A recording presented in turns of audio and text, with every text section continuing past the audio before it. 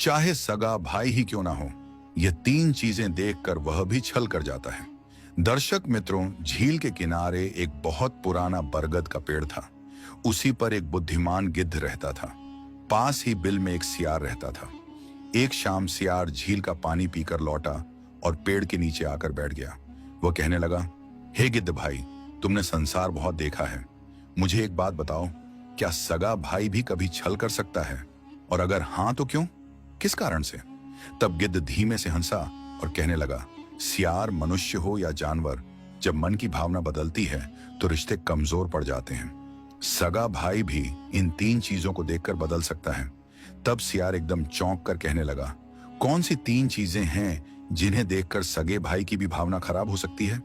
तो गिद्ध एक कहानी सुनाता है और कहता है, हे सियार, तुम इस कहानी को ध्यान से सुनो। तुम्हारे प्रश्न का उत्तर इस कहानी से तुम्हें मिल जाएगा। बहुत समय पहले की बात है। एक शांत और खुशहाल गांव हुआ करता था। मिट्टी के घर, बैलों से जुते हुए खेत, तालाबों का पानी और आपस में मेल जोल रखने वाले लोग, उसी में इनकी दुनिया बसती थी। गांव के लोग सुबह होने से पहले खेतों में निकल जाते थे और स्त्रियां घर, परिवार और पशुओं की देखभाल में लगी रहती थीं। बच्चे धूल में खेलते और बूढ़े नियम की छांव में बैठकर जीवन की बातें सुनाते थे। पर एक दिन ऐसा तूफान आया जिसने उस गांव की नींव हिला दी। जंगल की तरफ से एक विचित्र और भयानक दानव गांव में आ घुसा। किसी ने उसका रूप पहले कभी नहीं देखा था, लेकिन रहस्यमयी बात यह थी कि गांव के कुछ बुजुर्गों ने कहा था कि यह दानव किसी प्राचीन श्राप का परिणाम है और इसे केवल निष्कपट हृदय वाला ही मार सकता है। उसके कार्यों ने सबको कंपा दिया था। पहली ही रात उसने गांव के पास बने खेतों में घुसकर फसलों को रौंद डाला। गेहूं की बालियां टूटी पड़ी थीं और मिट्टी जगह जगह दब गई थी। सुबह जब किसान खेतों में पहुंचे तो उनकी आंखों के सामने उजड़ा हुआ दृश्य था। कुछ ने माथा पीटा तो कुछ ने आसमान की ओर देखकर कहा, हे ईश्वर, ये क्या अनर्थ हो गया? लेकिन बात यही समाप्त नहीं हुई। अगली रात उस क्रूर पशु ने 2 गाय और एक बछड़ा मार डाला। उनके शरीर ऐसे फटे हुए थे कि देखने वालों की आत्मा कांप गई। तीसरे दिन एक किसान की खाल तक उधड़ गई और चौथे दिन एक बच्चे को वह अपने साथ घसीट ले गया। इसके बाद गांव में ऐसा सन्नाटा छा गया कि मानो किसी ने जीवन की गति ही रोक दी हो। दर्शक मित्रों, जब भय घर कर लेता है तो साहस भी द्वार बंद कर लेता है। गांव के लोग अब रात को घरों के दरवाजे लकड़ी की बलियों से बंद कर देते थे। पशुओं को बांध कर रखने की बजाय कोठरी में छिपा देते थे। कोई अकेला बाहर निकलने का साहस नहीं करता था। खेतों में काम आधा रह गया और बच्चों की चहल पहल एकदम समाप्त हो गई थी। जब डर अपनी सीमा पार कर जाए तो मनुष्य सहायता की पुकार लगाता है। गांव के कुछ बुजुर्ग, महिलाएं और युवक मिलकर राजा के पास सहायता मांगने पहुंच गए। वे महल के बाहर इकट्ठे होकर जोर जोर से महाराज को पुकारने लगे। राजा ने जब सुना कि गांव वाले किसी बड़ी विपत्ति में हैं, तो उसने तुरंत उन्हें दरबार में बुलाया। एक बूढ़ा किसान आगे बढ़कर कहने लगा, महाराज, वह दानव हमारे खेत उजाड़ चुका है, हमारी गाय खा चुका है और अब हमारे बच्चों की जान ले रहा है।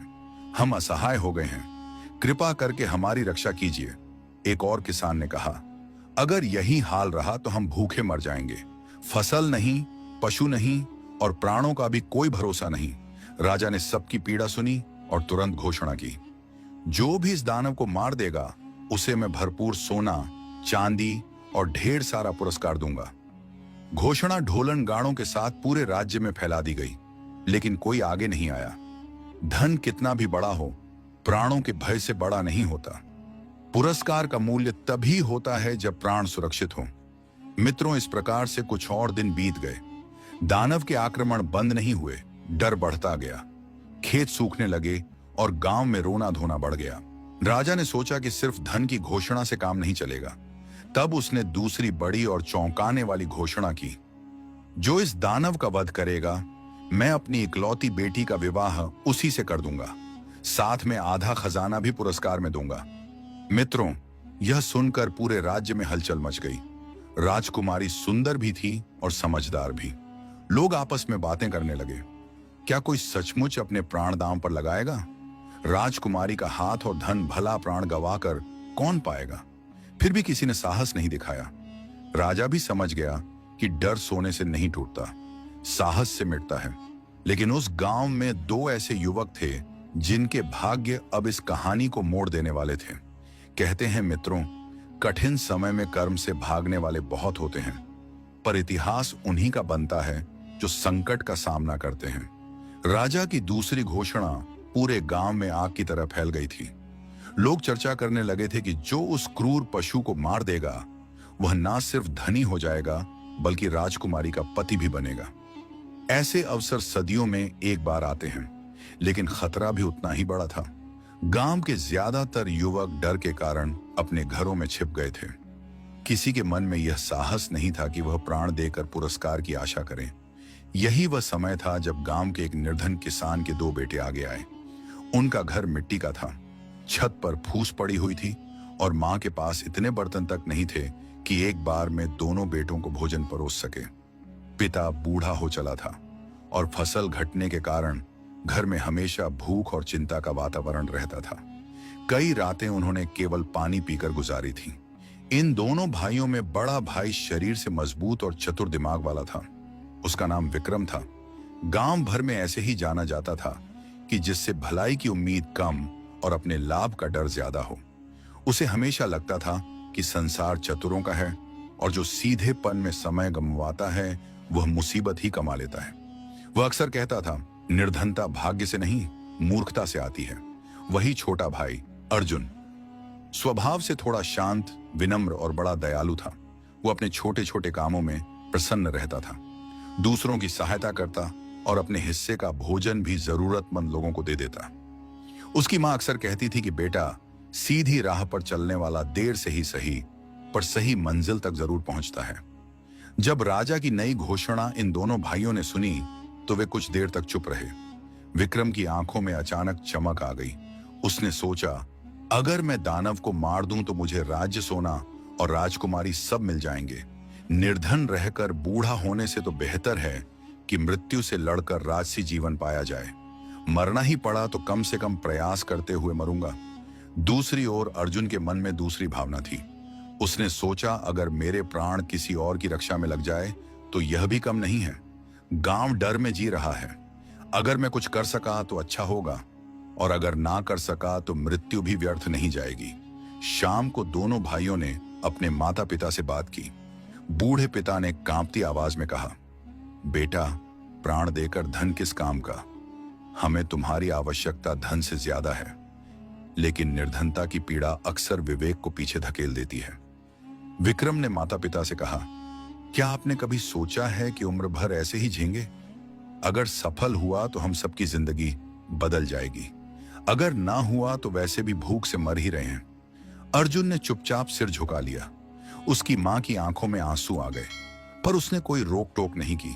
बस इतना बोली, अगर जाना ही है तो ईश्वर का नाम लेकर जाना, लालच के लिए नहीं, लोगों की भलाई के लिए लड़ना। सुबह होने से पहले दोनों भाई तैयार हो गए। विक्रम मजबूत डंडा और लोहे की धारदार तलवार लेकर निकला। उसने अपने जूते भी पहने और कमर में छोटी छुरी बांधी। अर्जुन ने केवल एक साधारण लाठी उठाई और एक पुराने थैले में रोटी बांध ली। चलने से पहले मां ने दोनों का माथा चूमा और कहा, जिस रास्ते में स्वार्थ चलता है वहां साथ नहीं चलता बेटा। राजा के सैनिकों ने दोनों को महल में बुलाया। राजा ने उनकी वीरता की सराहना की और कहा, तुम लोग दो दिशाओं से निकलो, शायद वह दानव किसी को मिल जाए। जो लौटेगा वो अकेला लौटना चाहिए, जीत कर। उसके इन शब्दों में इशारा तो था, पर भावनाएं नहीं थीं। गांव वाले उन्हें दरवाजे तक विदा करने आए। कुछ ने आशीर्वाद दिया, कुछ ने मन ही मन ईश्वर से प्रार्थना की। विक्रम चलते चलते बोला, देखते हैं किस्मत किसकी सुनती है, शक्ति की या भोलेपन की। उसके चेहरे पर व्यंग और घमंड दोनों थे। अर्जुन बस मुस्कुराकर बोला, अगर मैं वापस ना लौटा तो हमारे माता पिता का ख्याल तुम रख लेना। उसकी बात सुनकर कई लोगों की आंखें भर आईं। दोनों भाइयों के रास्ते वहीं से अलग हो गए। विक्रम पश्चिम दिशा की ओर बढ़ा, जहां मदिरा की दुकानें, कुछ सराएं और गहरी झाड़ियां थीं। उसका विचार था कि पहले तैयारी कर लें, फिर आक्रमण करें। अर्जुन जंगल के शांत हिस्से से पूर्व दिशा की ओर चला। वो रास्ते में पेड़ की छाल और पक्षियों की आवाजें सुनता हुआ बढ़ रहा था। उसे पता नहीं था कि वहां उसे क्या मिलेगा, पर उसके कदमों में डर नहीं था। कहते हैं लालच आदमी को वीर नहीं बनाता, बस अंधा बना देता है। लेकिन भावना साफ हो तो कदम कांपते हुए भी मंजिल तक पहुंच ही जाते हैं। मित्रों, जंगल का रास्ता जितना लंबा था उतना ही अनजाना भी था। अर्जुन चुपचाप आगे बढ़ रहा था। ना उसके चेहरे पर घबराहट थी, ना उसके कदमों में उतावलापन। उसकी चाल ऐसी लगती थी जैसे वह किसी युद्ध के लिए नहीं, बल्कि किसी सच्चाई की खोज में निकला हो। उस समय एक बात उसके मन में बार बार गूंज रही थी, अगर भावना साफ हो तो राहें खुद रास्ता बना लेती हैं। सुबह का समय था। पेड़ों पर ओस की बूंदें चमक रही थी। हवा में नीम और जंगली फूलों की हल्की सुगंध थी। अर्जुन ने एक जगह रोटी निकालकर खाई और थोड़ा पानी पिया। उसके साथ ना घोड़ा था, ना साथी, ना कोई हथियार, बस एक सीधी लकड़ी और एक सीधा इरादा। काफी दूर निकलने के बाद अचानक उसने झाड़ियों के पास सरसराहट सुनी।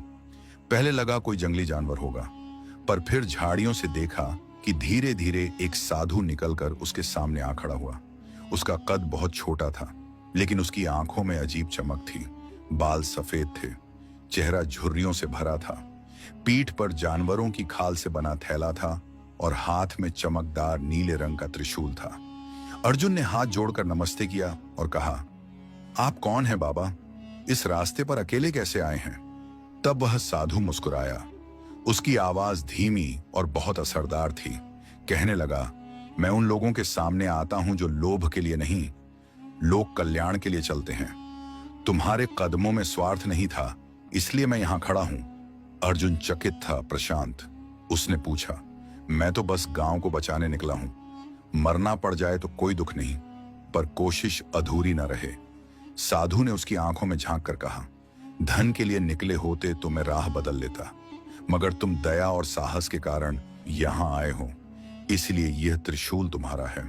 उसने अपने हाथ में पकड़ा हुआ त्रिशूल आगे बढ़ाया और उसे दे दिया।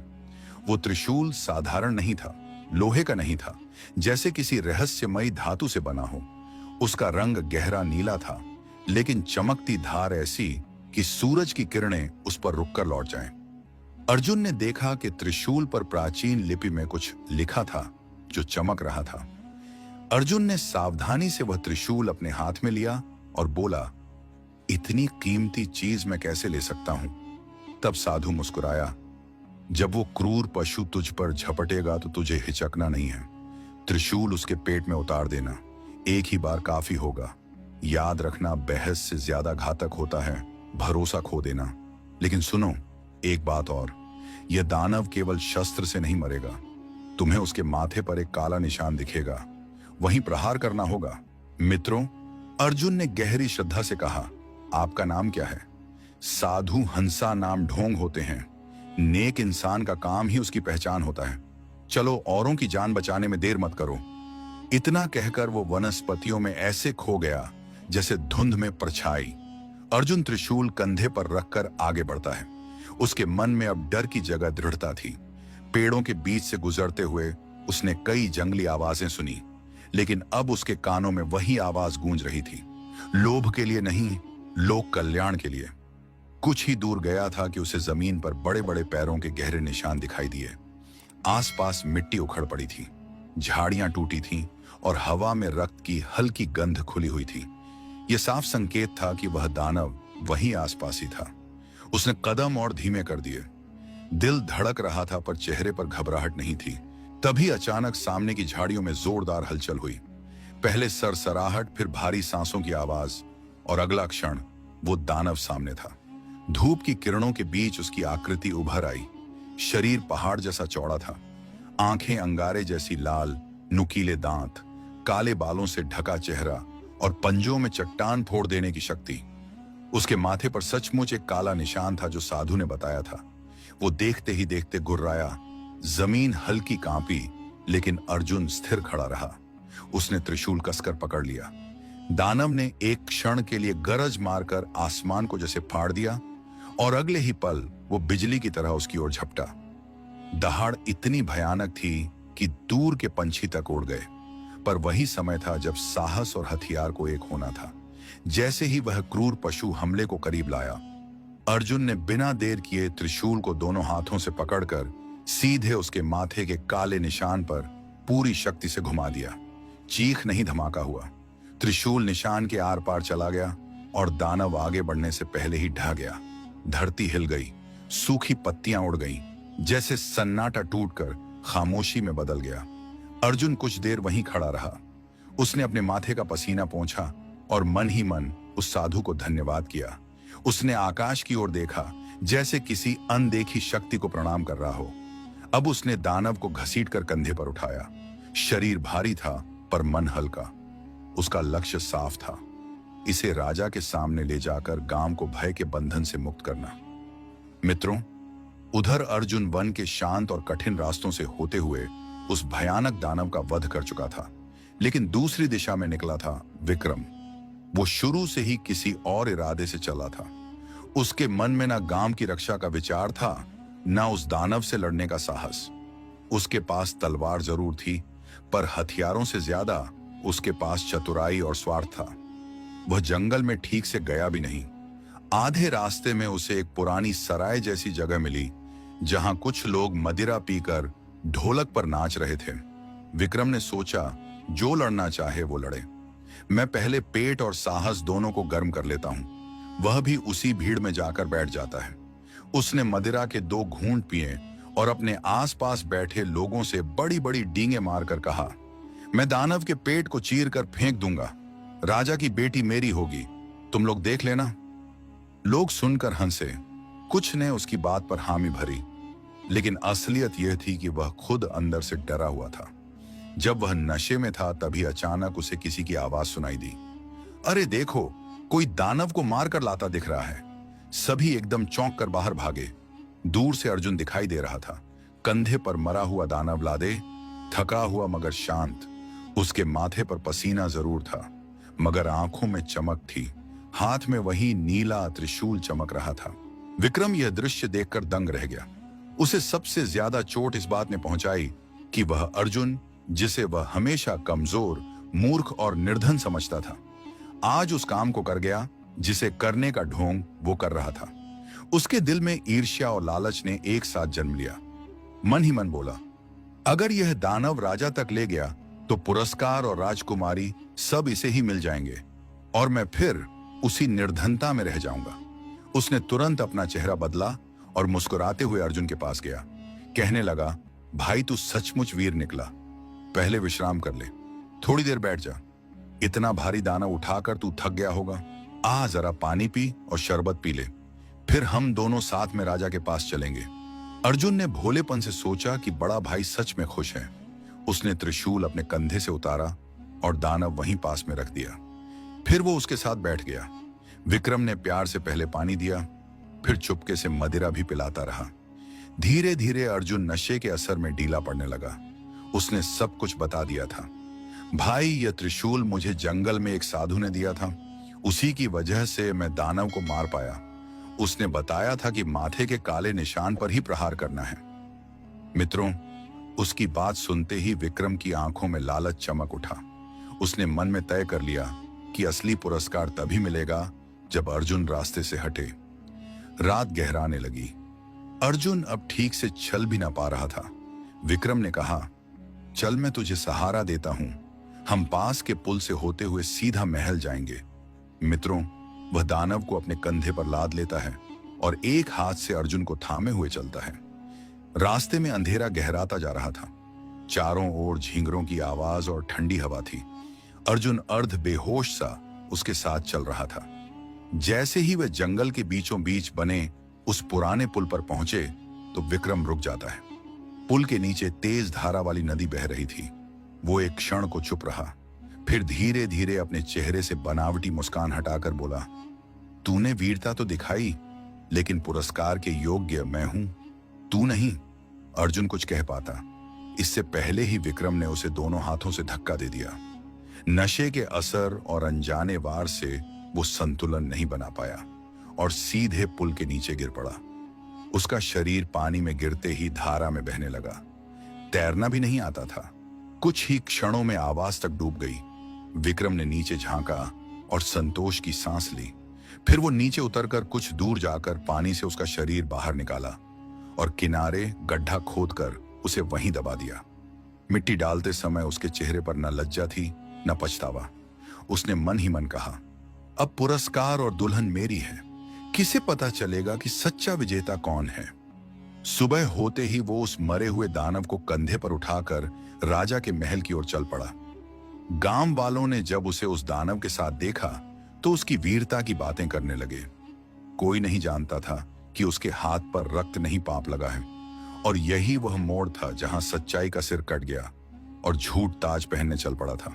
मित्रों, विक्रम मरे हुए दानव को कंधे पर रखकर राजा के दरबार में पहुंचता है।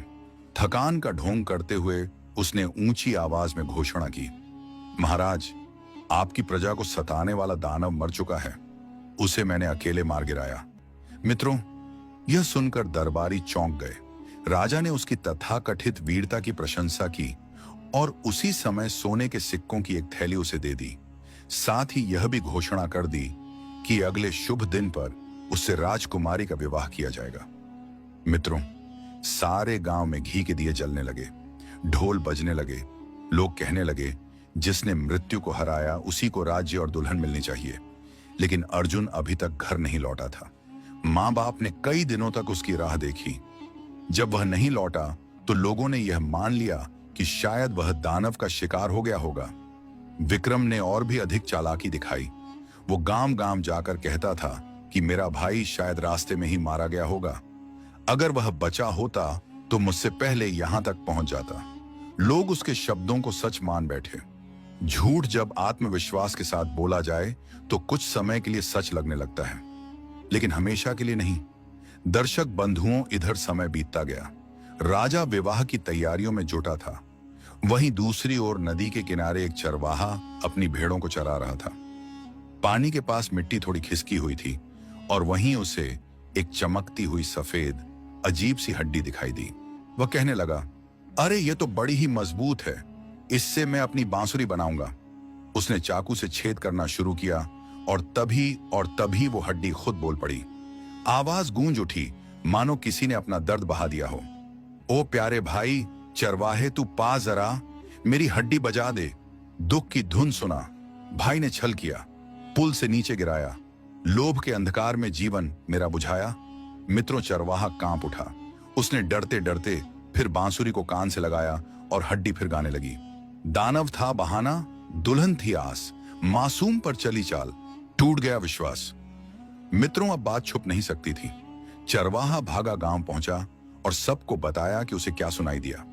गांव वाले पहले तो हंसे, पर जब उसने बांसुरी बजाकर सुनाई तो सब सुन्न रह गए। धीरे धीरे शक विक्रम पर गया। गांव के बुजुर्ग बोले, जिसका मन लालच से भरा हो वो अपना ही रक्त भी बेच सकता है।